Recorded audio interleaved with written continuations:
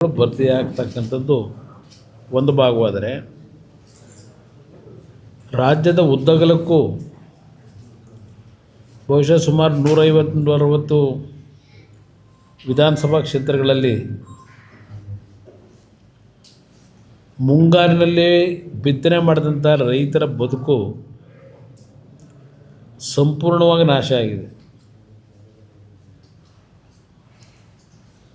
ರಾಜ್ಯದಲ್ಲಿ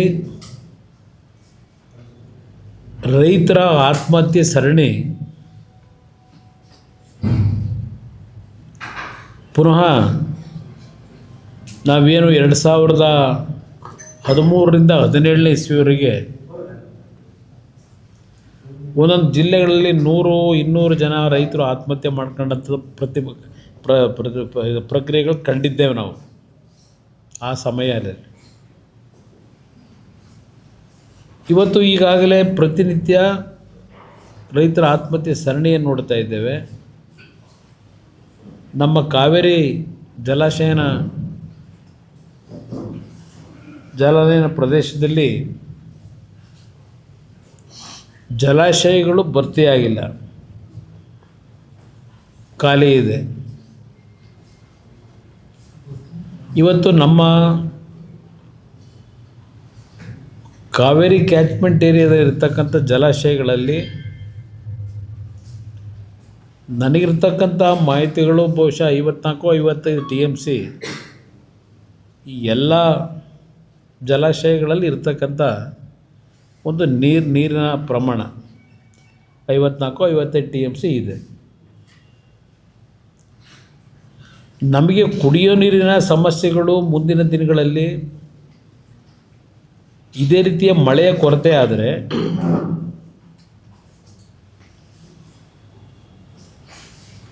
ಸಮಸ್ಯೆಗಳಿದೆ ಕುಡಿಯೋ ನೀರಿಗೆ. ಈಗಾಗಲೇ ರಾಜ್ಯ ಸರ್ಕಾರ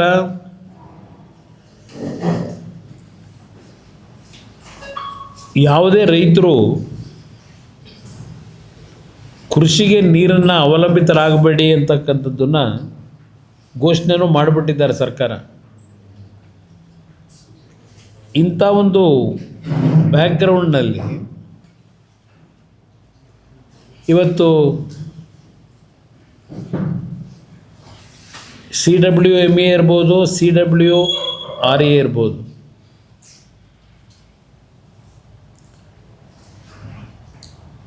ನಿನ್ನೆ ದಿನ ಅಂತಿಮವಾದ ಒಂದು ಆದೇಶ ಮಾಡಿದ್ದಾರೆ. ಪ್ರತಿದಿನ 3,500 ಕ್ಯೂಸೆಕ್ಸ್ ನೀರನ್ನು, ಅಂದರೆ ಸುಮಾರು 15 ದಿನಗಳ ಕಾಲ ಬಿಡಬೇಕು ಅಂತಕ್ಕಂಥದ್ದು ಏನು ಹೇಳಿದ್ದಾರೆ. ಸುಮಾರು 4-4.5 TMC ನೀರನ್ನು ಬಿಡಬೇಕಾಗಿದೆ ಈ 15 ದಿನಗಳಲ್ಲಿ. ಇಂಥ ಒಂದು ತೀರ್ಪಿನ ಹಿನ್ನೆಲೆಯಲ್ಲಿ ಈಗಾಗಲೇ ಮೈಸೂರು, ಮಂಡ್ಯ ಹಾಗೂ ಈ ಭಾಗದಲ್ಲಿ ರೈತ ಸಂಘಟನೆಗಳು, ಕನ್ನಡ ಪರ ಸಂಘಟನೆಗಳು ಪ್ರತಿಭಟನೆಗೆ ಪ್ರಾರಂಭ ಏನು ಮಾಡಿದ್ದಾರೆ. ಇವತ್ತು ನಮ್ಮ ಮೈತ್ರಿ ಪಕ್ಷ BJPಯೂ ಸಹ KRSನಲ್ಲಿ ಪ್ರತಿಭಟನೆ ಮಾಡ್ತಕ್ಕಂಥ ಘೋಷಣೆಯನ್ನು ಮಾಡಿದ್ದಾರೆ.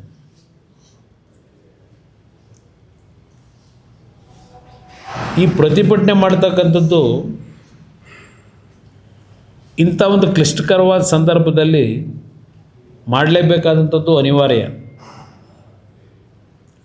ನಾನು ಪ್ರತಿಭಟನೆ ಮಾಡ್ತಕ್ಕಂಥದ್ದು ತಪ್ಪು ಅಂತಕ್ಕಂಥದ್ದನ್ನು ನಾವು ಯಾರೂ ಹೇಳಲಿಕ್ಕೆ ಸಾಧ್ಯ ಇಲ್ಲ. ಏಕೆಂದರೆ ಕಾವೇರಿ ನದಿಯ ನೀರಿನ ನಿರ್ವಹಣಾ ಪ್ರಾಧಿಕಾರ ತೆಗೆದುಕೊಂಡಂಥ ನಿರ್ಧಾರಗಳಿಗೆ ಸರ್ಕಾರ ಇಲ್ಲ ನಮ್ಮ ಜನ ಮೌನದಿಂದ ಸಮ್ಮತಿ ವ್ಯಕ್ತಪಡಿಸಿದರೆ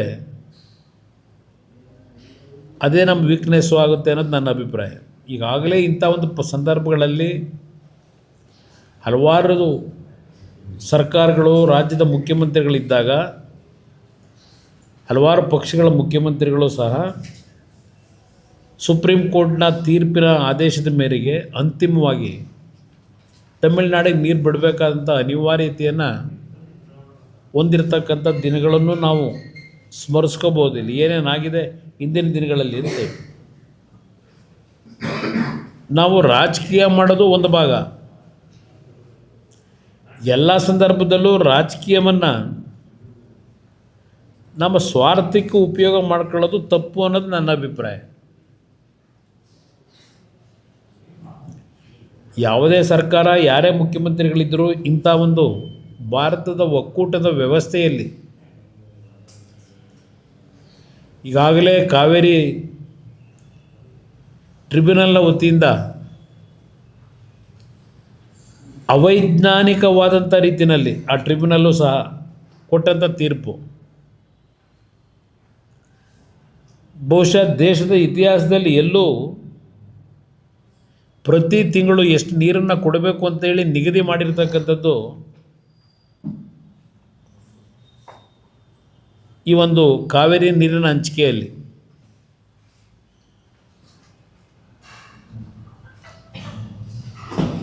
ಆ ಹಿನ್ನೆಲೆಯಲ್ಲಿ ಇವತ್ತೇನು ತಮಿಳುನಾಡಿಗೆ ನೀರನ್ನು ನೆನ್ನೆ ದಿನ ಅಂತಿಮವಾಗಿ ಬಿಡಬೇಕು ಅಂತಕ್ಕಂಥ ಸೂಚನೆಯನ್ನು ಕೊಟ್ಟಿದ್ದಾರೆ.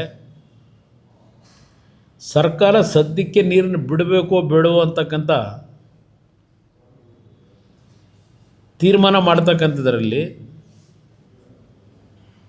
ಸರ್ವ ಪಕ್ಷಗಳ ಸಭೆಯನ್ನು ಭಾನುವಾರದ ದಿನ ಕರೆದಿದ್ದಾರೆ.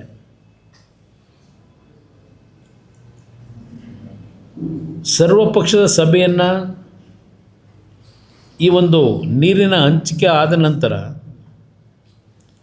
ಬಹುಶಃ 1991ರಿಂದ ನಿರಂತರವಾಗಿ ಸರ್ವಪಕ್ಷಗಳ ಸಭೆ ನಮ್ಮ ಭಾಗದಲ್ಲಿ ಸಮಸ್ಯೆಗಳು ಉದ್ಭವ ಆದಾಗ ಕರೆದಿರ್ತಕ್ಕಂಥದ್ದು ನಡ್ಕೊಂಬಂದಿದೆ ಆ ಪದ್ಧತಿ. ಇವತ್ತು ಈ ತೀರ್ಪೇನು ಕೊಟ್ಟಿದ್ದಾರೆ, ನಾನು ಪ್ರಥಮವಾಗಿ ಈ ತೀರ್ಪಿನ ವಿಷಯದಲ್ಲಿ ಈ ಕಾವೇರಿ ನಿರ್ವಹಣಾ ಪ್ರಾಧಿಕಾರದಲ್ಲಿದ್ದಾರಲ್ಲ, Kaveri water management authority, Kaveri water regulatory authority, ಈ ಎರಡೂ ಸಮಿತಿಯಲ್ಲಿರ್ತಕ್ಕಂಥ ಸದಸ್ಯರುಗಳಿಗೆ ನಾನು ಒತ್ತಾಯ ಆಗ್ತಕ್ಕಂಥದ್ದು, ನೀವು ಎ ಸಿ ರೂಮ್ನಲ್ಲಿ ಕೂತ್ಕೊಂಡು ಡೆಲ್ಲಿಯಿಂದ ತೀರ್ಮಾನ ಕೊಡ್ತಕ್ಕಂಥದ್ದಲ್ಲ. ಇದು ಪ್ರಮುಖವಾದಂಥ ವಿಷಯ. ನನ್ನ ಮಾಧ್ಯಮ ಸ್ನೇಹಿತರ ಮುಂದೆ ಇದಕ್ಕೆ ನಾನು ಡಿಮ್ಯಾಂಡ್ ಮಾಡ್ತಾ ಇದ್ದೇನೆ, ಅವರಿಗೆ ಸಲಹೆ ಕೊಡ್ತಾ ಇದ್ದೇನೆ. ನೀವು ಎ ಸಿ ರೂಮಲ್ಲಿ ಕೂತ್ಕೊಂಡು ತೀರ್ಪು ಕೊಡೋದಲ್ಲ ಇದು. ನಮ್ಮ ಭಾಗದಲ್ಲಿ ಕಾವೇರಿಯ ಕ್ಯಾಚ್ಮೆಂಟ್ ಏರಿಯಾ ಏನಿದೆ ನಮ್ಮ ರಾಜ್ಯದಲ್ಲಿ ಇವತ್ತು KRS, ಹಾರಂಗಿ, ಕಬಿನಿ, ಹೇಮಾವತಿ, ಇಲ್ಲಿ ನೀರೇನು ಪ್ರಮಾಣ ಇದೆ ಮುಂದಿನ 6-7 ತಿಂಗಳಿಗೆ ತಮಿಳುನಾಡಲ್ಲಿರ್ತಕ್ಕಂಥ ಭವಾನಿ ಜಲಾಶಯ ಮತ್ತು ಮೆಟ್ಟೂರು ಜಲಾಶಯ ಅಲ್ಲಿ ಏನು ನೀರಿದೆ, ಎಷ್ಟು ಪ್ರಮಾಣದ ನೀರಿದೆ ಅಲ್ಲಿ, ಇದೆಲ್ಲವನ್ನು ಸ್ಥಳಕ್ಕೆ ಹೋಗಿ ವೀಕ್ಷಣೆ ಮಾಡಿ ಈ ಸದಸ್ಯರುಗಳು.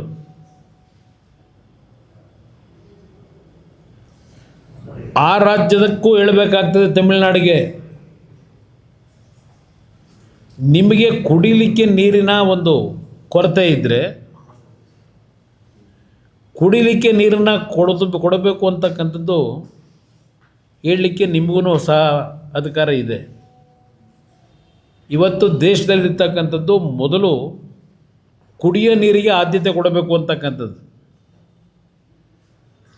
ನೀವು ಎ ಸಿ ರೂಮಲ್ಲಿ ಕೂತ್ಕೊಂಡು ಅಲ್ಲಿ ತೀರ್ಪು ಕೊಡೋದಕ್ಕಿಂತ ಪ್ರಮುಖವಾಗಿ ಈ ಎಲ್ಲ ಪ್ರದೇಶಗಳಿಗೆ ಭೇಟಿ ಕೊಟ್ಟು ಕರ್ನಾಟಕದ ಪರಿಸ್ಥಿತಿ ಏನಿದೆ, ತಮಿಳುನಾಡಿನ ಪರಿಸ್ಥಿತಿ ಏನಿದೆ,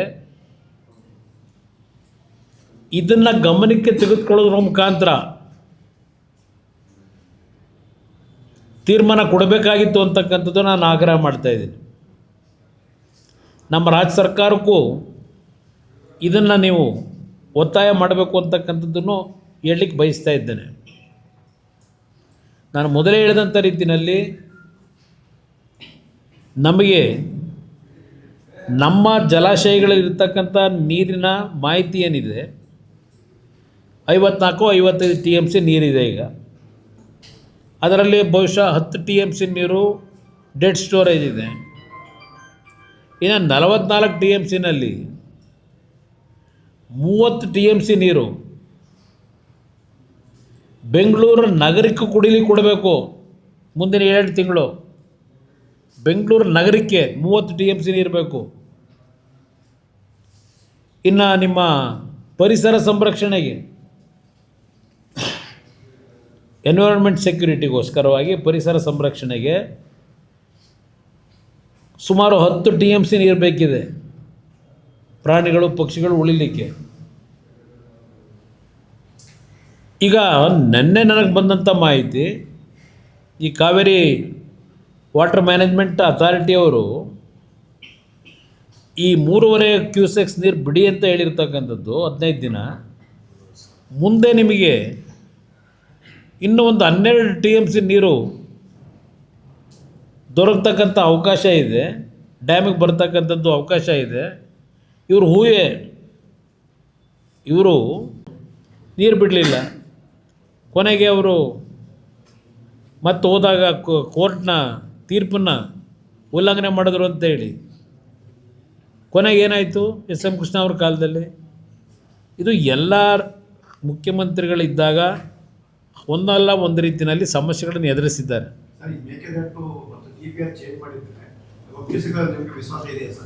ಸಿಗ್ಬೋದು. ನೀವು ಕರೆಕ್ಟಾಗಿ ಅಲ್ಲಿ ಕೇಂದ್ರ ಸರ್ಕಾರದಲ್ಲಿ ಮನವರಿಕೆ ಮಾಡಿಕೊಡ್ಬೇಕು.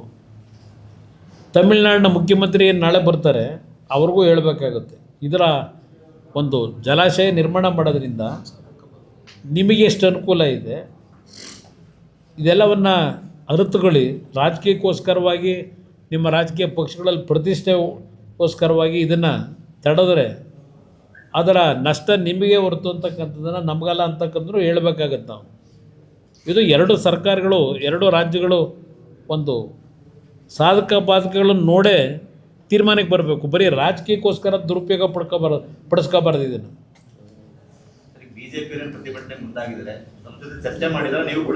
ಇಲ್ಲ, ಅವರು ಘೋಷಣೆ ಮಾಡಿ ಈಗಾಗಲೇ ಇವತ್ತು ಪ್ರತಿಭಟನೆ ಅಂತಕ್ಕಂಥದ್ದು ಹೇಳಿದ್ದಾರೆ. ನಮ್ಮವರಿಗಾಗಲೇ ನಮ್ಮ ಕಾರ್ಯಕರ್ತರುಗಳು, ರೈತ ಸಂಘಗಳು ಮತ್ತು ಕನ್ನಡ ಸಂಘಟನೆಗಳು ಏನು ಪ್ರತಿಭಟನೆ ಮಾಡ್ತಾ ಇದ್ದಾರೆ ಅದಕ್ಕೆ ನಮ್ಮ ಸಹಮತ ಕೊಟ್ಬಿಟ್ಟಿದ್ದಾರೆ. ನಮ್ಮವರು ಪ್ರತಿಭಟನೆ ಮಾಡ್ತಕ್ಕಂಥದ್ದು ಈಗ ಅವ್ರ ಪಕ್ಷ BJP ಪಕ್ಷದ ವತಿಯಿಂದ ಮಾಡಿದ್ದಾರೆ.